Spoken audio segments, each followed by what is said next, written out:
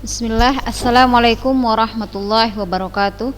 Alhamdulillahirabbil alamin wahdahu wassalatu wassalamu ala asrafil anbiya'i wal mursalin wa ala alihi wa ashabihi ajmain, amma ba'du. Senang sekali bertemu lagi kita ya anak-anak ustazah dalam pembelajaran kita, pembelajaran kimia di kelas 11. Alhamdulillah, hingga saat ini Allah masih memberikan kita waktu ya, agar kita bisa melaksanakan kegiatan belajar kita seperti biasanya ya.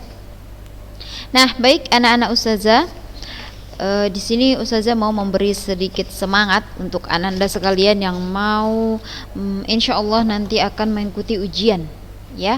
Insya Allah nanti kita akan melaksanakan ujian PTS ya, penilaian tengah semester. Jadi kan gak terasa ya waktu itu, tiba-tiba udah ujian, nanti tiba-tiba udah semesteran, udah naik kelas, ada yang lulusan seperti itu.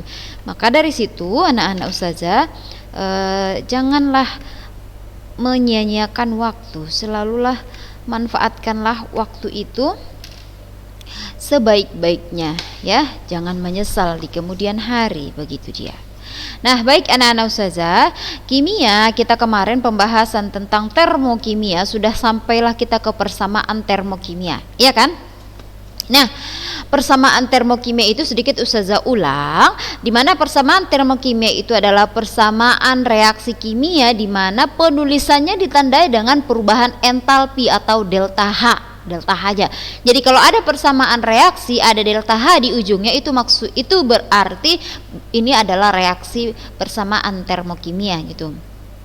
Ya, jadi persamaan termokimia itu dituliskan dengan perubahan entalpi atau delta H-nya, di mana dia ada fase-fasenya, gas, padat, solid ataupun liquid, ya kan? Itu padat ya. Apabila reaksi dibalik tadi, maka besar entalpinya juga akan dibalik. Awalnya dia yang positif, kalau reaksinya dibalik maka dia akan bernilai negatif, gitu ya kan? Apabila dibagi maka nanti akan dibagi juga seperti itu. Nanti khusus untuk ini akan kita buatkan contohnya nanti ya.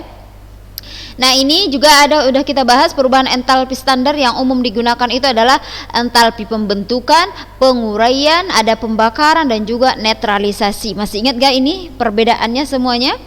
Kalau dia pembentukan itu seperti apa? Ayo, masih ingat? Kalau yang dikatakan dengan reaksi pembentukan standar ya, perubahan entalpi pada pembentukan standar, yaitu perubahan entalpi pembentukan. Yang dikatakan pembentukan itu adalah perubahan entalpi yang diperlukan untuk menghasilkan 1 mol senyawa dari unsur-unsurnya. Ingat, pembentukan 1 mol senyawa, membentuk senyawa, ini senyawa kan, dari unsur-unsurnya. Ini unsur senyawa ini terbentuk dari unsur nitrogen dan H. Jadi ini unsur nitrogen H gitu. Sedangkan kalau penguraian itu kebalikannya, penguraian 1 mol senyawa menjadi unsur-unsurnya. NaCl itu senyawa diuraikan menjadi unsur-unsurnya, menjadi Na dan juga Cl gitu. Kalau dia pembakaran, yang dikatakan dengan pembakaran ya, yaitu ditambah dengan oksigen. Nah, kalau ada dia tuh suatu reaksi ada tambah O2, berarti dia termasuk reaksi pembakaran ya, delta HC gitu. Nah, di mana kemarin saya katakan bahwa apabila hidrokarbon dibakar, CH, ada CH-nya dibakar, nanti tidak perlu lagi bingung menentukan apa hasil reaksinya, karena hasil reaksinya nanti sudah pasti CO2 dan H2O, CO2 dan H2O ya. Tinggal nanti setarakan dia berapa C-nya, berapa H-nya, berapa O-nya gitu. Sedangkan perubahan entalpi netralisasi itu adalah ya reaksi penetralan basa yang dinetralkan dengan asam menghasilkan garam tambah air, itu dikatakan netralisasi. Dan untuk reaksi netralisasi ini nanti akan khusus kita bahas nanti pada bab berikutnya ya. Nah, baik, kita lanjutkan kalau begitu.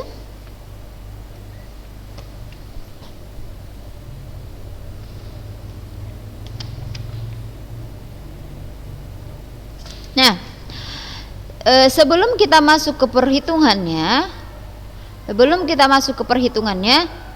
kita kembali lagi dulu ke sini ya. Ustazah mau kasih contoh soal dulu. Ya, Ustazah mau kasih contoh soal di mana harga delta H itu tergantung kepada jumlah zatnya ya, tergantung kepada jumlah zat. Oke. Sekarang kita menggunakan kamera dulu. Oke, perhatikan anak-anak ustazah semuanya. Kemarin kita kan sudah membahas bahwa besarnya delta H itu sama dengan minus Q gitu kan. Dan juga ya secara kuantitatif perubahan energi itu berbanding lurus dengan jumlah molekul. Perubahan energi atau entalpi itu berbanding lurus dengan jumlah molekul zat kimia. Sehingga bisa kita tuliskan bahwa delta H itu sebanding dengan jumlah mol. Berapa molnya itu sebanding dengan delta H-nya. Harga delta H itu bergantung pada jumlah zat. Ya, dimana tadi kan udah dikatakan sebelumnya bahwa delta H itu berbanding lurus dengan mol. Dengan demikian harga delta H itu juga bergantung kepada jumlah zat, ya, bergantung kepada jumlah zat. Sudah, dengan ketentuan sebagai berikut ya. Ada beberapa ketentuan. Kalau anak-anak ustazah punya buku, ada di buku kita halaman 71 ya. Halaman 71 bagian bawah. Berdasarkan persamaan reaksi tersebut dapat dijelaskan hal-hal sebagai berikut. Ada beberapa ketentuan. Ketentuan yang pertama adalah jika reaksi dibalik ya, jika reaksi dibalik maka tanda delta H juga dibalik. Jadi kalau awalnya positif menjadi negatif, begitu juga sebaliknya. Ketentuan yang kedua adalah jika reaksi dikali X atau apalah itu X itu, maka delta H-nya juga harus dikali dengan sejumlah X tersebut. Dan ketentuan yang ketiga adalah jika reaksi dijumlahkan, maka delta H juga ikut dijumlahkan. Ini dia ketentuan yang harus kita bawa nih untuk menentukan harga delta H yang bergantung pada jumlah zat. Jika reaksinya dibalik, maka tandanya delta H dibalik seperti yang kita jelaskan sebelumnya. Jika reaksinya dikali X, maka delta H juga harus dikali X. Begitu juga sebaliknya. Kalau dijumlahkan, jika reaksinya dijumlahkan, maka delta H-nya juga harus dijumlahkan. Kita buat contoh soal ya, anak-anak ustazah semuanya. Ini teliti ya. Ustazah buat contoh soal. Contoh kita yang ada di buku. Ustazah buat yang contoh buku aja biar lebih gampang. Jadi di sini ustazah menjelaskan ini ya. Perhatikan, ada dua buah reaksi, ini contoh. Ya, reaksi pertama adalah C6H12O6 tambah 6O2. Kalau saja tanya ini termasuk reaksi apalah ini? Ada ciri-cirinya O2. Berarti pembakaran, ya kan? Saja bilang hasil akhirnya pasti CO2 tambah H2O. Ya, tinggal kita setarakan. Sini 6, di sini 6. Oke, maka delta H-nya katanya minus 2820 kilojoule. Sudah? Yang berikutnya C2H5OH tambah 3O2. Ini juga reaksi pembakaran ini. Menghasilkan 2CO2 tambah 3H2O. Delta H-nya adalah sebesar minus 1380 kilojoule. Oke. Perhatikan baik-baik. Biar kita jawab ya. Sebentar. Nah, jadi pertanyaannya, tentukanlah perubahan entalpi. Tentukanlah perubahan entalpi untuk fermentasi glukosa. Jadi fermentasi glukosa itu reaksinya C6H12O6 menghasilkan C2H5OH tambah CO2. Sebentar ya. Oke.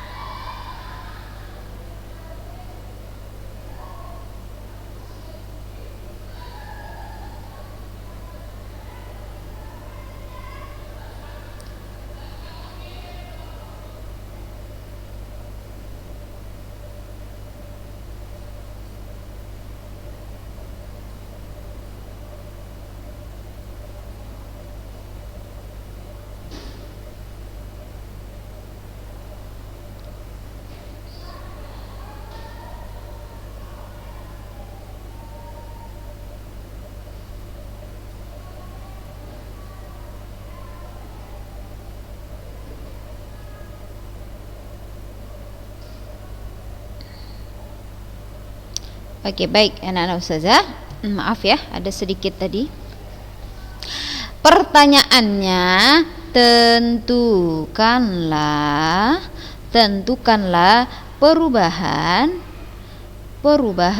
entalpi untuk reaksi berikut.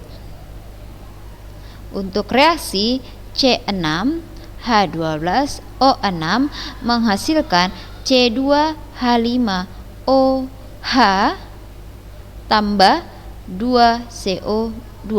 Sini 2. Oke? Jadi di sini kita ini ada dua buah reaksi ya, ada dua buah reaksi beserta delta H-nya. Pertanyaannya adalah untuk reaksi ini berapalah delta H-nya, begitu. Untuk reaksi ini delta H-nya berapa? Kita bisa memperoleh entalpi ini, reaksi ini dari kedua-dua ini, dari sini. Dari sini. Boleh. Caranya kayak mana ustazah? Perhatikan. Kita lihat yang pertama C6H12O6 ini.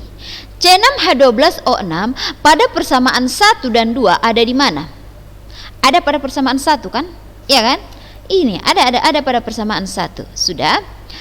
Sekarang perhatikan, yang kita inginkan C6H12O6 itu posisinya di sebelah kiri kan? Ini di sebelah kiri kan? Sebelah kiri tanda panah maksudnya. Pada soal kita C6H12O6 juga pada sebelah kiri. Berarti aman, tidak ada masalah, tidak perlu dibalik, tidak perlu diapa-apakan. Dan juga koefisiennya. Koefisien C6H12O6 di yang kita mau 1. Di sini juga 1. Jadi tidak perlu diapa-apakan. Posisinya sama-sama di kiri tanda panah. Koefisiennya juga sama-sama 1. Jadi ini tidak perlu diapa-apakan. Jadi ini tetap. Ya, yang ini tetap. Dah. Lalu yang berikutnya adalah C2H5OH. C2H5OH ada pada reaksi nomor 2. Ya kan? Ada pada reaksi nomor 2. Posisinya perhatikan. Yang kita mau posisi C2H5OH adalah di sebelah kanan tanda panah. Sementara di soal kita C2H5OH posisinya di sebelah kiri tanda panah. Ya ini yang kita mau. Maka sesuaikan kemauan kita dengan si soal. Jadi kalau begitu ini diapakan? Maka reaksi ini agar ini di sebelah kanan ini harus kita balik. Harus dibalik. Reaksi nomor 2 harus dibalik. Ini di sebelah kiri, yang ini di sebelah kanan. Gitu. Sudah? Ustazah buat aja dulu ke sini ya. Yang pertama, reaksi pertama tadi tetap ya, tidak ada masalah. Jadi Ustazah buat di sini C6H12O6 tambah 6O2 menghasilkan 6CO2 tambah 6H2O sama dengan delta H-nya minus 2820. Ya delta H-nya juga tetap, tidak ada perubahan karena ini tadi tidak ada apa-apakan reaksi ini. Tadi kan judulnya adalah apabila reaksinya dibalik maka tanda delta H dibalik juga, gitu kan? Ini tidak dibalik, maka ini juga tidak dibalik, tetap, semua tetap. Sedangkan untuk reaksi kedua tadi Ustazah bilang harus dibalik. Kalau dibalik berarti yang kanan jadi kiri, kiri jadi kanan, yaitu 2CO2 tambah 3H2O menghasilkan C2H5OH tambah 3O2. Sudah, sampai situ dulu. Berikutnya adalah koefisiennya. Ini dia koefisien. Koefisien yang kita mau C-nya ada 2. Sementara pada soal kita C-nya koefisiennya 1. Ini koefisiennya 2, ini koefisiennya 1. Berarti biar sama dengan 2, maka reaksi kedua ini harus dikali 2. Dikali 2. Jadi semua ini harus kita kali dengan 2. Semuanya, ya, dikali 2. Ustazah ulangi, ya, Ustazah ulangi lagi. Karena yang kita mau C2H5OH itu koefisiennya 2, maka reaksi kedua ini harus dikali dengan 2. Harus dikali dengan 2. Semua sampai delta H-nya juga. Sehingga di sini ini berubah menjadi 4 karena kali 2, ya kan? Ini berubah menjadi 6. Di sini jadi 2, di sini jadi 6. Maka entalpinya juga dikali 2. Karena ini tadi dibalik berarti dia delta H-nya berubah menjadi positif. 1380 dikali 2 hasilnya adalah 2760. Sudah? Ditambahkan. Udah, tambahkan. Dan perlu Anda ketahui untuk reaksi ini, apabila ada satu senyawa satu senyawa ini CO2 kan Ustazah bilang tadi ini ada di nomor berapa, reaksi mana, ini ada di reaksi mana. Apabila ada satu senyawa itu ada dia pada dua-duanya, ini kan CO2 kan ada pada reaksi pertama, ada pada reaksi kedua kan. Jadi kalau ada dia pada kedua-duanya, abaikan saja, nggak usah pikirkan lagi dia di sebelah kanan kah sebelah kiri, abaikan saja. Pokoknya yang kalian perhatikan itu adalah yang tidak ada pada kedua-duanya, itu yang pada umumnya ya. Kalau sudah seperti ini, ingat konsepnya adalah untuk penjumlahan reaksi ini, apabila ada senyawanya yang sama dan posisinya berseberangan, arti berseberangan di sini adalah satu di sebelah kiri, satu di sebelah kanan panah, ya, satu sebelah kiri panah, satu sebelah kanan panah, itu bisa dikurangkan jadi habis. Sementara apabila posisi mereka sejajar sama-sama di sebelah kiri tanda panah, maka mereka dijumlahkan. Ya, jadi ini perhatikan, kita lihat dulu yang sama. Ini 6O2, ya, ini 6O2. Apakah di sini ada O2? Ada 6 juga. Jadi ini habis. 6 kurang 6 kan habis, ya kan? Apalagi yang sama? Yang sama di sini adalah H2O, ya kan? Sini H2O sama juga, sama-sama 6, habis juga. Ya. Sekarang turunkan dulu yang tidak sama. Ini C6 H12O6. Ya kan? C6 H12O6. Sekarang ini di sini ada CE2-nya, di sini ada CO2. Udah, tapi 4. Di sini ada 6 CO2. Berarti 6 dikurang 4. Berapa sisanya? 2. 2-nya itu siapa yang sisa? Yang sebelah kanan kan? Ya kan? Ini udah habis nih. 6 kurang 4, 2. Maka posisi si CO2 nanti adalah di sebelah kanan. 2CO2. Di sini ini turun ke bawah, 2C2H5OH. Maka delta H-nya sama dengan ini, tambahkan ini. Jadi tapi kan minus berjumpa dengan negatif. Minus 2820 tambah 2760 hasilnya adalah minus 60 kJ. Jadi kan sama nih ha. Inilah dia hasil reaksi kita, sama kan dengan yang diminta ini? Sama kan? C6H12O6 menghasilkan 2C2 tambah 2CO2 sama. Maka delta H-nya adalah sebesar minus 60 kJ. Begitu ya anak-anak ustazah ya. Mudah-mudahan bisa dipahami ya. Jadi ingat itu tadi 3 konsepnya. Jika reaksinya dibalik maka tandanya juga harus dibalik. Jika dikali dengan X maka delta H-nya juga dikali. Kalau dijumlahkan maka juga dijumlahkan. Begitu ya anak-anak ustazah. Nah, baik. Kita buat lagi contohnya. Mau dibuat contohnya atau macam mana nih? Saya rasa sudah cukup ya itu contohnya. Kita lanjutkan lagi sedikit lagi.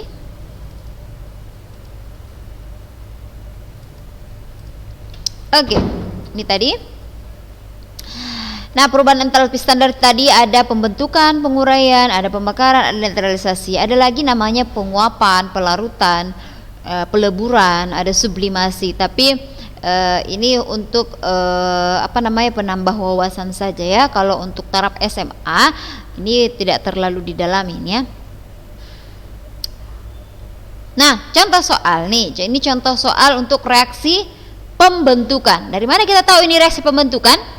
2H2 dalam wujud gas ditambah dengan O2 dalam wujud gas, atau boleh juga kita seperti ini ya. Cara membacanya boleh seperti ini juga. 2 mol gas hidrogen boleh ya. 2 mol gas hidrogen ditambah dengan 1 mol gas oksigen menghasilkan 2 mol air gitu, cairan air lah gitu ya, dimana delta HF berarti entalpi pembentukannya adalah minus 472 kilojoule. Ingat, apabila tandanya minus itu endotherm atau exotherm, anak-anak ustazah semua masih ingat tuh, itu adalah termasuk exotherm ya. Nah, tentukanlah perubahan entalpi reaksi penguraian 1 mol H2O. Dia minta tentukanlah reaksi penguraian 1 mol H2O. Yang soal kita ini adalah reaksi pembentukan. Dia minta penguraian dan dia minta 1 mol. Sementara di soal kita ini adalah reaksi pembentukan 2 mol. Dia punya 2 mol, kita minta 1 mol. Diapakanlah itu biar jadi 1? 2 itu diapakan biar jadi 1? Dibagi, ya kan? Jadi dibagi. Jadi persamaan tersebut menunjukkan reaksi pembentukan 2 mol air, ya kan?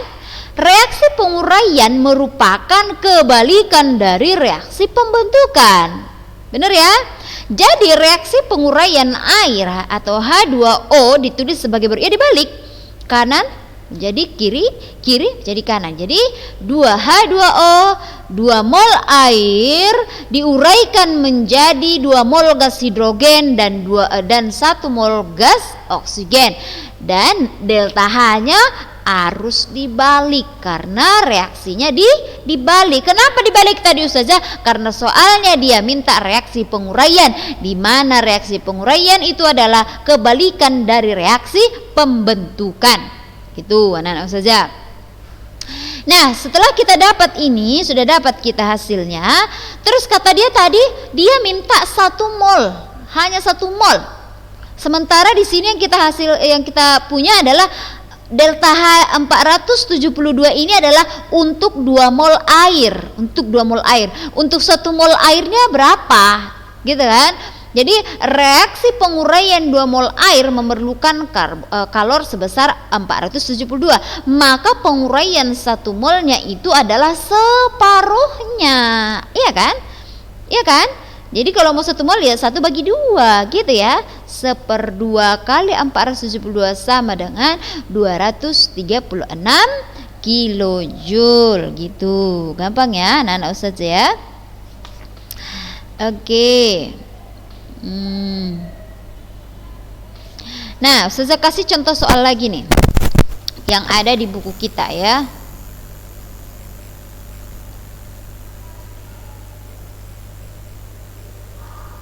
Ini yang ada di halaman 72. Perhatikan ini nomor 4. Nah, lihat nomor 4. Reaksi antara 2 mol karbon dengan 1 mol gas hidrogen membentuk 1 mol gas C2H2. Sistem menyerap kalor sebesar 226,7 kilojoule. Tulislah persamaan termokimianya. Dia ini masih bercerita. Kita disuruhnya menulis persamaannya. Lalu tentukanlah delta H reaksi untuk menghasilkan 13 gram gas C2H2. Untuk menghasilkan 13 gram C2H2. Baik, kita kerjakan. Nah, jadi pertama sekali kita disuruhnya untuk membuat apa? Membuat persamaannya dulu. Buat dulu persamaannya katanya. Ya. Perhatikan anak-anak ustazah. Caranya, reaksi antara 2 mol gas, 2 mol karbon. Karbon itu bukan gas sayang. Jadi kalau kita mau membuatkan reaksinya karbon ya C aja, C. Katanya 2 mol berarti koefisiennya 2 dia, gitu. Maaf, nggak nampak ya. Oke. Sudah. Lalu dengan 1 mol gas hidrogen, udah tambah. Ini tadi dalam wujud karbon itu wujudnya adalah padat. Udah. Gas hidrogennya 1 mol berarti H2 dalam wujud gas, gitu. Ya. Membentuk 1 mol gas C2H2, membentuk berarti tanda panah. 1 mol C2H2, udah seperti ini. Dah. Sistem menyerap kalor, menyerap. Apabila ada kata-kata menyerap, itu berarti dia reaksinya adalah endoterm, di mana endoterm itu dia entalpinya bernilai positif. Positif berapa? 226,7 kilojoule. Masih ingat ya endoterm? Ya, endotherm, exotherm. Endotherm menyerap panas, exotherm melepaskan panas. Endotherm itu delta H-nya positif, exotherm itu delta H-nya negatif. Jadi udah selesai satu. Dah, tulislah persamaan termokimianya katanya. Ya udah, inilah dia. Inilah dia hasilnya. Ya, 2C2 tambah H2 menghasilkan C2H2, delta H-nya adalah 226,7. Gitu. Lalu dia minta yang kedua, tentukanlah delta H reaksi untuk menghasilkan 13 gram gas C2H2. Kita mau 13 gram C2H2. Kalau C2H2 13 gram, berapakah molnya itu? Cari molnya dulu. Ini materi kita di kelas 10 lagi. Pakai rumus apa? Mol sama dengan gram per mr. Itu ya. Mol sama dengan gram per mr. Ya. Cari dulu mr-nya itu. C itu kan C-nya di sini ada 2. Nomor massa C adalah 12, berarti 24. H itu ada 2 di sini. Nomor massanya ada 1, berarti 2. Maka mr totalnya adalah 26. Berarti molnya sebesar 13 bagi 26 sama dengan 0,5 mol. Betul? Sudah ya? 0,5 mol. Sudah? Jadi dia bilang tadi adalah tentukanlah entalpi C2H2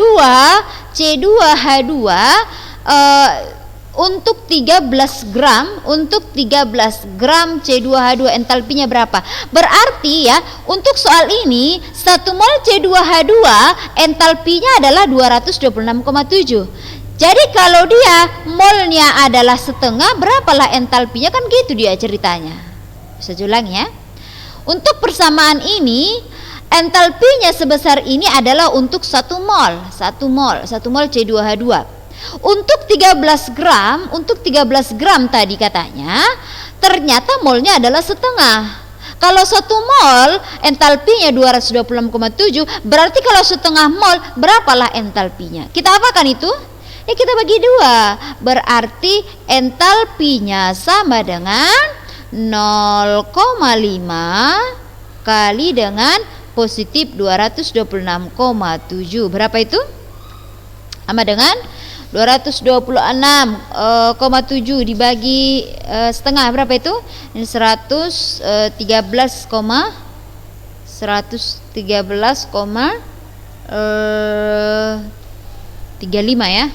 Benar nggak itu? Nah, kurang lebih seperti itulah. Nah, begitu. anak-anak ustazah ya. Jadi insyaallah gampang lah insyaallah ya. Nah, tidak terasa waktu kita sudah habis nih. Jadi anak-anak ustazah silahkan dipersiapkan dirinya untuk mengikuti ujian kita ya. Hari ini nggak ada soal, nggak ada ujian, nggak ada tugas kita. Saja minta pokoknya belajar bagus-bagus apalagi kita mau uji nih. Demikian barakallahu fikun, kita tutup dengan doa kafaratul majlis. Subhanakallahumma bihamdik asyhadu an la ilaha illa anta astaghfiruka wa atubu ilaik. Assalamualaikum warahmatullahi wabarakatuh.